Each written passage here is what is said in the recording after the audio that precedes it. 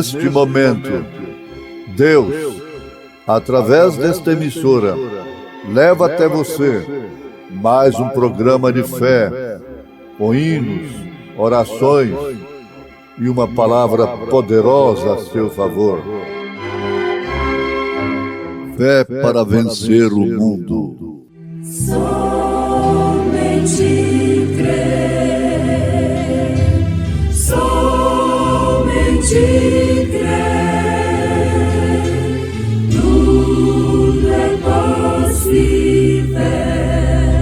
somente crer,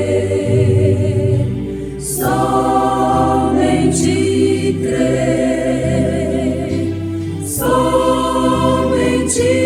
crer, tudo é possível, somente crer.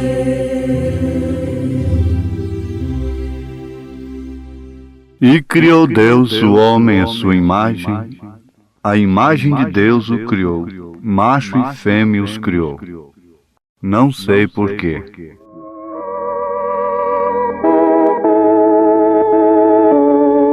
Não sei porquê, ao meu redor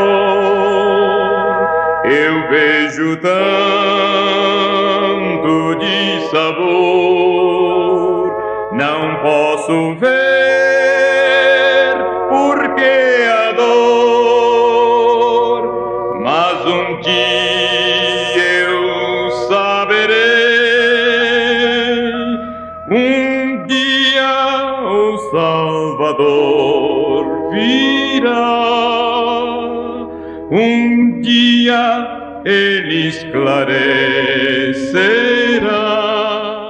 Muito bem, nós sabemos que um dia ele virá e esclarecerá tudo, a causa de todas as dores. Mas nós já fomos esclarecidos. Qual é a causa? Você sabe, ouvinte, que não é efeito sem causa. Eliminando-se a causa, cessa-se o efeito. E a causa não é outra senão o pecado. Se nós formos meditar sobre esta causa desde o princípio, nós vamos encontrar a mulher implicada de uma maneira direta nesta causa. Agora, seria importante nós conhecermos como foi criada a mulher. No livro de Gênesis nós temos o princípio de todas as coisas.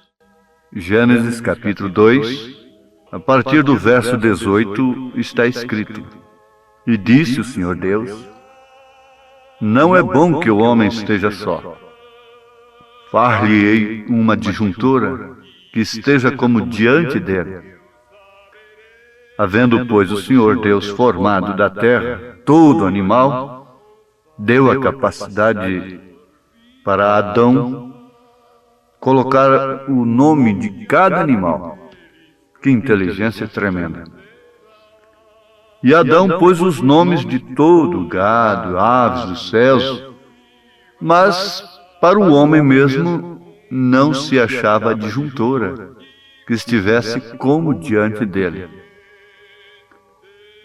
O que fez Deus, o grande médico, o médico dos médicos, o grande cirurgião, anestesista? Então o Senhor Deus fez cair um sono pesado sobre Adão. Quando você vê alguém sob anestesia e o médico operando, você vai se lembrar disto.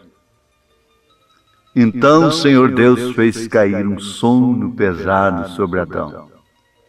E este adormeceu, e tomou uma das suas costelas, e cerrou a carne em seu lugar. E da costela que o Senhor Deus tomou do homem, formou uma mulher, e trouxe-a a Adão. Esta mulher, então, segundo a própria Escritura, as próprias palavras de Adão, era osso dos seus ossos, carne de sua carne. chamada varoa, porquanto havia sido tomada do varão, do homem. Pois bem, ouvintes, aqui nós encontramos que o varão deixa seu pai, sua mãe, aí está o casamento, a instituição lá do Éden, e apegar-se à sua mulher, não a do próximo, não é? E serão ambos uma carne. Agora a Bíblia diz que ambos estavam nus, o homem e sua mulher, e não se envergonhavam. Vale a pena abrirmos parênteses aqui. Eles estavam nus porque estavam cobertos com o véu da santidade. Por isso eles não viam que estavam nus. Depois disso, o homem e a mulher, estando cobertos com o véu da iniquidade, não percebem sua nudez hoje, não é? É completamente diferente daquele dia. A nudez não era percebida por causa do véu da santidade. Hoje ela não está sendo percebida por causa do véu da iniquidade. Mas o certo é que havia uma sincronização entre Deus e a sua criatura máxima. Sincronização quer dizer ato ou efeito de manter uma operação em conjugação ou entrosamento com outra operação. Então ali haviam duas operações, a do Criador e da criatura. E isso estava em perfeita harmonia, até que nos faz lembrar que uma coisa muito importante, que vale a pena ser detalhada, que Deus criou o homem. O homem é a criação original de Deus, como humano. Mas a mulher, por sua vez, foi criada como subproduto do homem. É fácil ser entendido isso. A Bíblia não diz que Deus tomou do barro ali e criou Adão, e depois tomou do barro e criou a Eva. Não. Isto tem um significado muito importante que não diminui a mulher, de maneira alguma. Mas ela teria que sair como uma disjuntora, sair do homem. Por isso a Bíblia diz, em Gênesis capítulo 1, verso 27, e criou Deus o homem à sua imagem, a imagem de Deus o criou, macho e fêmea os criou. Em Gênesis capítulo 5, a partir do primeiro verso, está escrito: este é o livro das gerações de Adão no dia em que Deus criou o homem, à semelhança de Deus o fez. Macho e fêmea os criou, e os abençoou, e chamou o seu nome, aí está no singular, no dia em que foram criados. A mulher foi criada no homem. Então foi quando Deus adormeceu o homem e tirou dele a mulher. Não foi uma criação à parte. Isso fala profundamente de Cristo e a igreja. Um dia Jesus Cristo foi adormecido no Calvário, para dali tirar a sua igreja. Ele foi traspassado de um lado, na sua costela. Saiu água, sangue.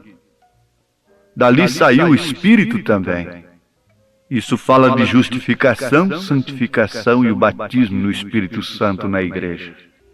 Isso é mais do que bonito. Isto é verdade.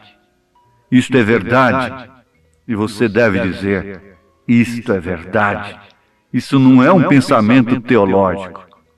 Isto é uma verdade revelada. Note que não está escrito, e criou Deus o homem, criou Deus a mulher à parte. Não, não.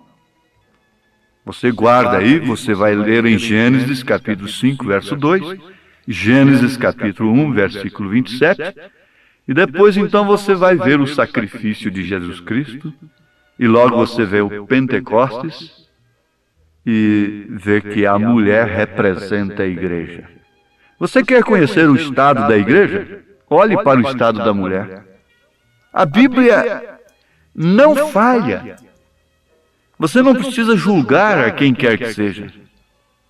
Você quer filtrar? Basta você olhar a mulher e você conhece o estado do homem. Basta você olhar a mulher e você conhece o estado da igreja.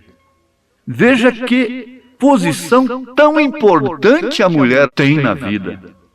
Por ela ser um subproduto do homem, isto não a coloca num plano inferior, mas a coloca numa posição muito especial. É tão importante a posição da mulher que se ela sai desta posição, ela está pervertida.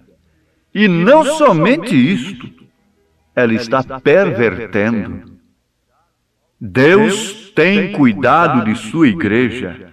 Diz São Paulo que Cristo santificou a igreja para viver sem ruga, sem mancha alguma.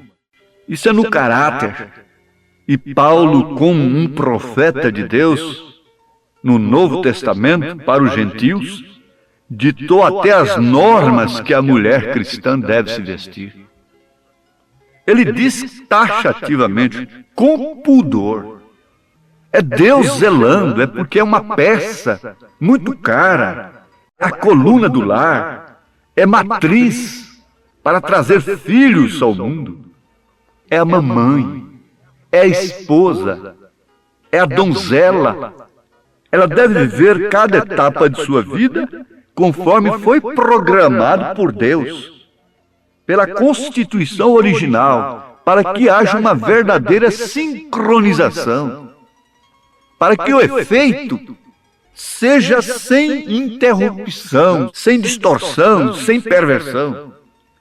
Agora você veja o quanto ela é importante, que se ela sai do lugar dela, ela está pervertida e está pervertendo.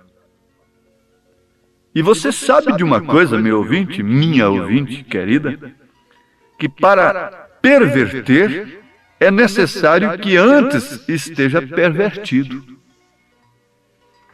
Não tenha dúvida disso, que para perverter uma coisa, aquele produto que vai perverter tem que ser de natureza própria para aquilo. Ele tem que ser pervertedor. A mecânica nos mostra isso.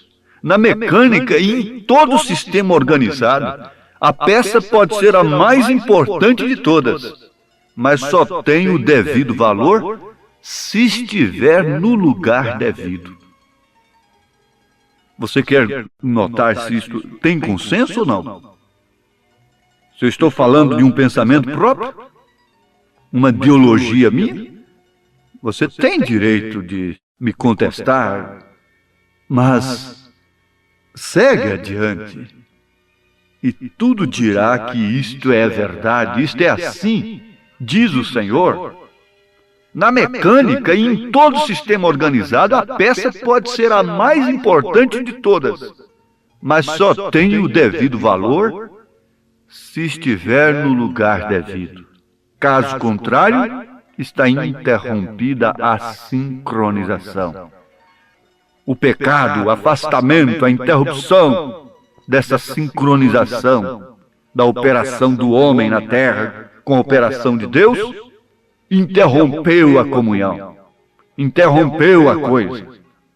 No Éden havia uma verdadeira sincronização entre a operação de Deus, o Criador, com a operação do homem, a sua principal criatura. Veja se o animal se perverteu. Cada um obedece sua natureza. O boi procede como boi em relação à vaca. A vaca, por sua vez, nunca perverteu sua natureza. E assim todas as aves, todos os animais do campo. Mas São Paulo, escrevendo aos Romanos, capítulo 1, disse que a mulher mudou o uso contrário da natureza. E por isso os homens estão se inflamando, homem com homem. Pelo que Deus os abandonou às suas paixões infames. E o que isso trará sobre a terra? Fogo, como trouxe sobre Sodoma. Agora eu estou falando do que está escrito. Leia o 1º capítulo de Romanos. Você que é mulher, você que é homem, a moça, o moço. Leia isto. para ver se eu estou transmitindo um pensamento próprio. Mas sabe o que aconteceu? A serpente. A serpente me enganou. Foi para Adão dizer: a mulher que tu me deste. A serpente me enganou. Serpente amiga. A serpente amiga interrompeu a sincronização entre a operação de Deus, o Criador. Agora, Deus permitiu isso, porque caso contrário, ela não poderia fazê-lo.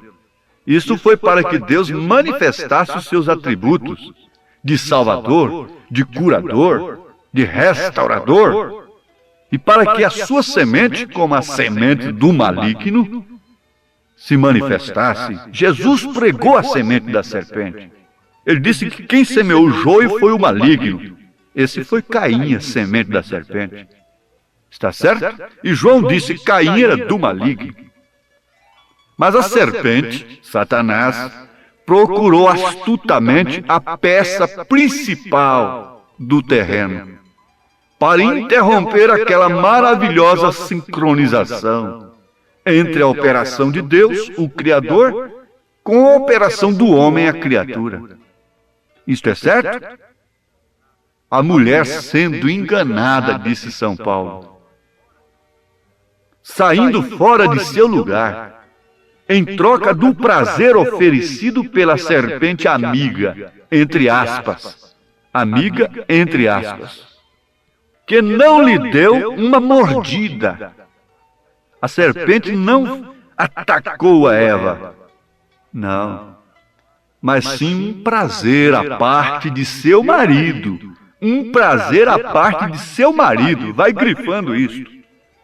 E ali estava o seu veneno introduzido, ali estava a sua semente sendo introduzida através de um prazer à parte de seu marido. Oh, se vocês pudessem pegar isto à luz do Espírito Santo.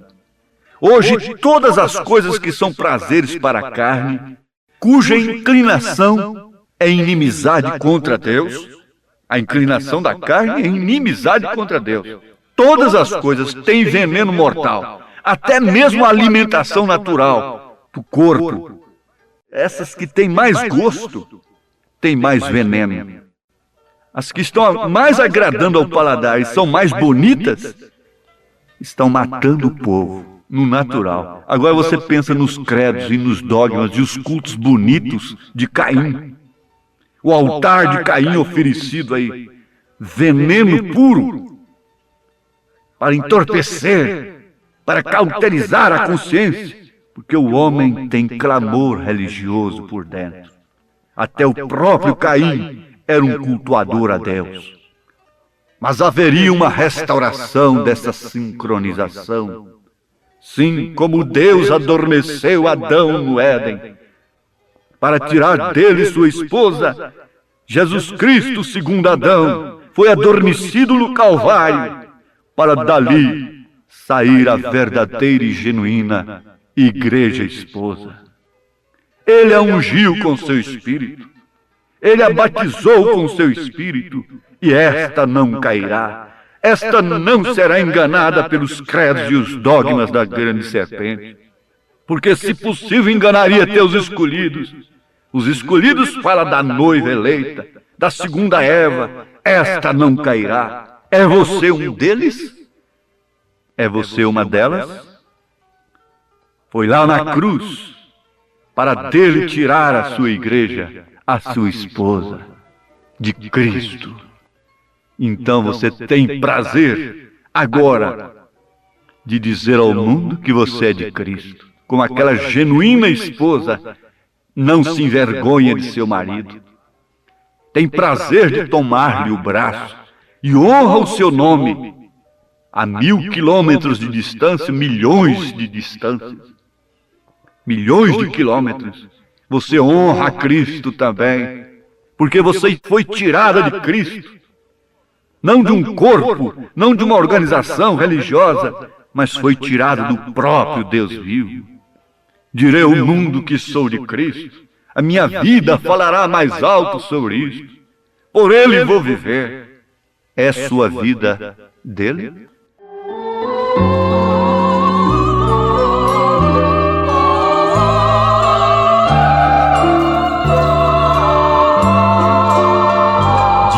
Direi ao mundo que eu sou crente, não me envergonho de o dizer. Direi ao mundo que eu sou crente e que por Cristo vou viver. Direi ao mundo que Ele salva e nesta vida o seguirei. E eu bem sei que crendo nele terás as bênçãos que eu encontrei. Direi ao mundo que Ele ama, que Cristo dá perdão e paz. A minha vida eu lhe trago, Jesus meu guia, satisfaz. Então, desde que a sincronização é o ato de manter uma operação em conjugação com outra, temos agora isso interrompido pela serpente. Vemos isto. E sabemos toda a causa da dor. Mas acontece o seguinte, que haveria uma restauração. E isto parte do Calvário. Agora você não tem nenhuma obrigação de ter as suas operações como filho de Deus, como humano, em desajuste com a operação de Deus, a operação do Espírito Santo, na sua igreja, em conjugação com esse corpo. Isto quer dizer o sistema restaurado. O sistema pervertido lá no Éden foi restaurado. E agora, Cristo fala de sua igreja. Ela é ossos de meus ossos, carne da minha carne, espírito do meu espírito, vida da minha vida. E como a esposa tem direito para com o esposo, se você corresponde, está numa perfeita conjugação com ele, você tem direito de pedir para ele: cura-me, Senhor, cura meu filho, cura meu marido, cura minha esposa, Senhor, me salva, Senhor, dá-me do teu espírito, enche-me da tua graça. Eu sei que você é um cristão, você é uma cristã, e você percebe que há uma conjugação agora entre você e Deus, e toda a operação no seu corpo, na sua vida diária, tem sincronização com a operação do Espírito Santo, tem sintonia, tem conjugação, reciprocidade. Oh, que Deus te abençoe, que Deus te encha cada dia mais desta graça e deste poder da fé, fé que você pertence à esposa de Cristo, osso de meus ossos, carne de minha carne, espírito de meu espírito. Em nome de Jesus Cristo, Deus te abençoe sob esta verdade. Amém.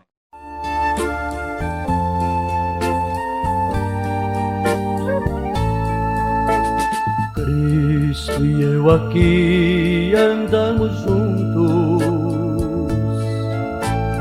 Ele supriu nada, aqui sou eu. Nesta caminhada eu e ele, mas refúgio em glória o que venceu. Oh, felicidade imensurável,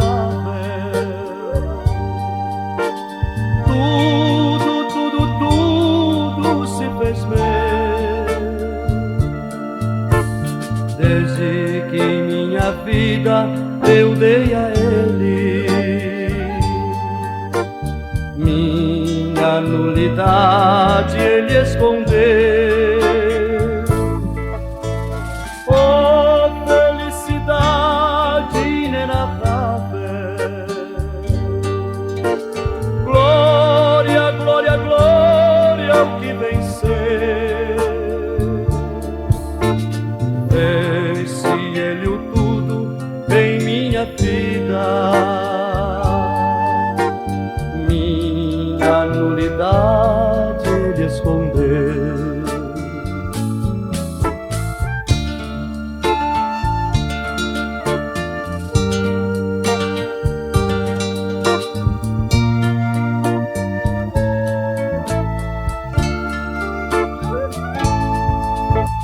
O meu tudo eu sei que não é nada.